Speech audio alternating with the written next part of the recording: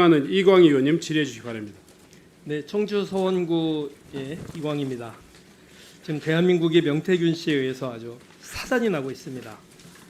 명태균 씨 발언 하나하나가 최순실 국정농단 사건에 버금가는 제2의 국정농단이 아닌가라는 의구심이 들 정도입니다. 내가 들어가면 한 달 만에 정권이 무너진다고 대통령 부부를 협박을 합니다.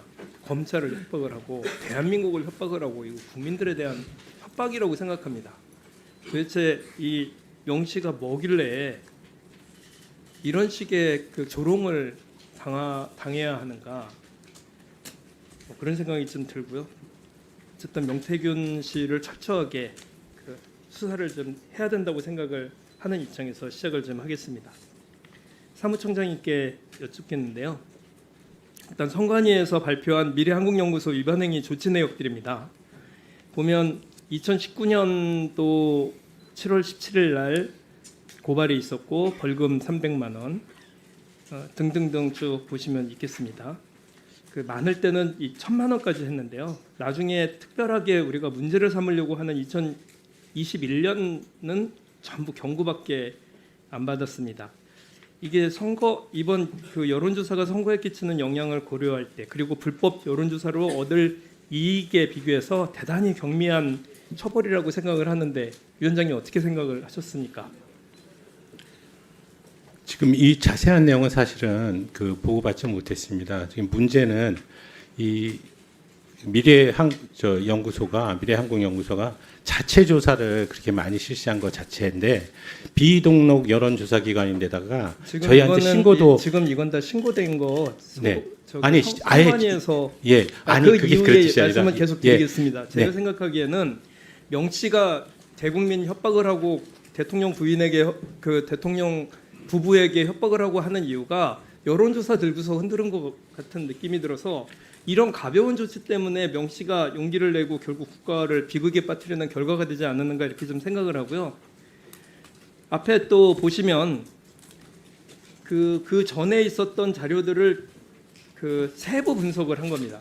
세부 분석을 해보니 1번부터 창원, 경남 창원 성산이라고 한 7가지 종류가 이전 자료에 경남 자료에 고발된 300만 원 나온 자료입니다. 이런 식으로 보시면요.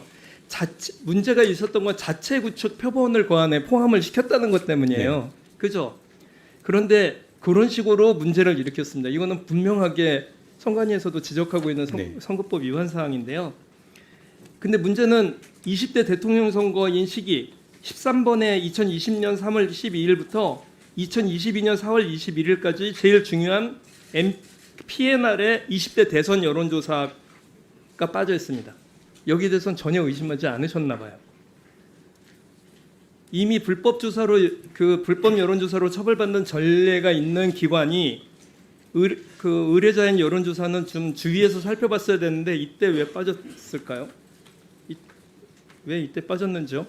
혹시 이해가 가십니까? 거기에 대해서는 제가 다음 거 좀 넘겨주실까요? 2021년 2월 한 차례, 4월 한 차례, 그리고 5월 첫째 주부터 2022년 3월 2일까지 매주 여론조사가 진행이 됐는데요. 7월부터는 명태균이 설립한 시사 경남도 여론조사를 시작합니다. 좀 틀어주세요. 그리고 아까 내가 봤죠. 윤석열 48%, 네네네. 백분율 만들면 네. 이재명 42%. 네. 예. 아마 그래 나올 거거든. 네네. 예. 하여튼 조사 돌리면서 할 때마다 나한테 좀 얘기를 해줘요. 알겠습니다. 작업 다 하고 나한테 얘기하지 말고 수정 또 해야 되니까. 네네. 맨날 윤석열한테 보고 얘기해야 돼. 알겠습니다. 네. 맨날 윤석열이한테 보고해 줘야 돼. 보고를 계속 했다는 얘기고 윤석열 당시 후보가 알고 있었다는 거를 뜻하는 거죠. 그러면 이런 불법 여론조사를 한 의뢰인이라고 생각을 하는데 그 의뢰인에 대해서는 어떤 처벌을 받습니까? 이게 문제가 됐을 때는. 지금 불법적인 여론조사에 관여한 것이기 때문에 그 행위에 따라서 지금 여론조사 불법 여론조사에 기초한 처벌을 받게 됩니다. 지금 지금 처벌 규정이 없는 거로 알고 있어요. 과태료도 있고. 근데 지금 표본 집단이라 왜 여기에 대해서 문제 제기를 하지 않았을까요? 불법 여론조사의 최종 수요자, 실질적 수익자가 이 통화에서 보면 윤석열입니다. 윤석열이한테 보고해야 돼. 자, 다음을 좀 볼까요? 그래서 스픽스 방송, 유튜브 방송에 나왔었던 내용을 제가 직접 전달을 받은 내용입니다. 문제가 됐었던 강아무개 씨가 들고 갔다고 명태균 씨가 47건의 여론조사 비용 중 3억 6천만 원을 받기 위해서 정산 내역서를 챙겨서 김건희 윤석열 부부를 만나러 갔다고 한 그 내용입니다.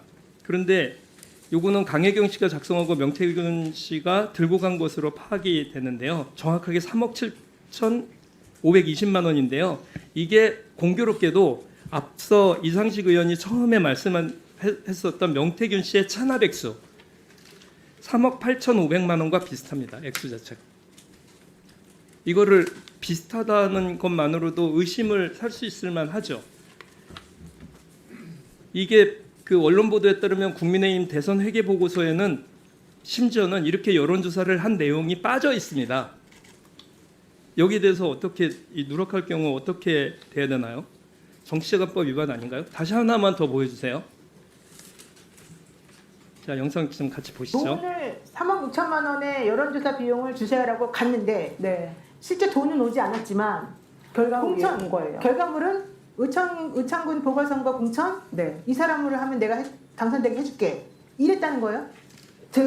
제가 결론적으로 봤을 때는 일단은 그 여론조사 비용 네. 대가가 김영선의 공천인 거예요. 어머. 보셨죠? 이 3억 7천만 원의 비용 대신에 창원 의창의 공천을 받아왔다는 그런 그 얘기입니다. 방송에서. 그러면 저는 안타까운 게 이거예요. 여심이가 대략 1년 동안 47차례나 계속되는 여론조사를 제대로만 살펴봤더라도 이런 일이 생길 수 있을까? 이런 식의 여론 왜곡이 김건희 윤석열 공동정부라는 국가적 기록이 일어난 단초라고 생각을 합니다. 김건희가 제대로 못했기 때문에 이런 일이 생겼다고 생각을 해요. 국가가 조롱받고 대통령 부부가 조롱이 받는 이런 상황에 대해서 그분이 무슨 여론조사 사업자인지 뭔지 모르지만 이런 일에 대해서 저는 선관위에서도 책임이 있다고 저는 생각을 합니다. 이에 대해서 도덕적이든 정치적이든 책임을 지셔야 된다고 생각하는 않습니다. 네, 의원님 말씀이 공감하는 부분이 많습니다. 다만 자체 조사라든지 하면 미신고를 하기 때문에 그와 같은 불법적인 여론조사가 이제 이루어진다 이런 부분을 저희들이 확인하기가 어렵습니다.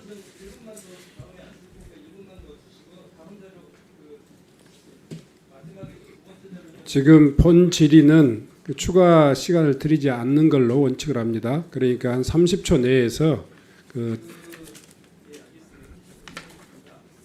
제가 텍스트의 자료라고 하면서 명태균 씨가 들고 갔었다는 그 자료에 보면 제가 시간이 없어서 자세히 안 따졌는데 머니투데이에서 1번부터 11일까지 뉴데일리와 세계일보 그리고 명남일보 등등의 440만 원씩 해가지고 수험에서 나온 금액들이에요. 언론사에 이걸 보내고 언론사에서 다 안 거예요. 이게 걸러지지 않은 거예요. 선관위에서 이게 전혀 걸러지지 않았다는 게 이게 문제가 된 거예요. 아까 제가 처음에 말씀드렸죠. 어느 특정 시기가 확 빠져 있어요. 그때 이 여론조사들이 언론에 나지 않았느니 언론 다 난 거예요. 그거를 제가 보여드립니다. 네. 그러면 선관위에서 이런 것에 대해서 눈 감고 있었다는 거밖에 안 되는 거 아니겠어요? 네. 그래서 정치적인 책임이든 뭐든 지켜야 되는 거예요. 예, 앞으로 조금 더 신경 쓰도록 하겠습니다. 스픽스는 말하는 언론입니다. 대세는 유튜브, 그중에서 스픽스. 좋아요, 댓글, 구독, 알림 설정. 여러분이 저희를 사랑해 주시고 우리가 여러분을 사랑하는 4가지 방법입니다.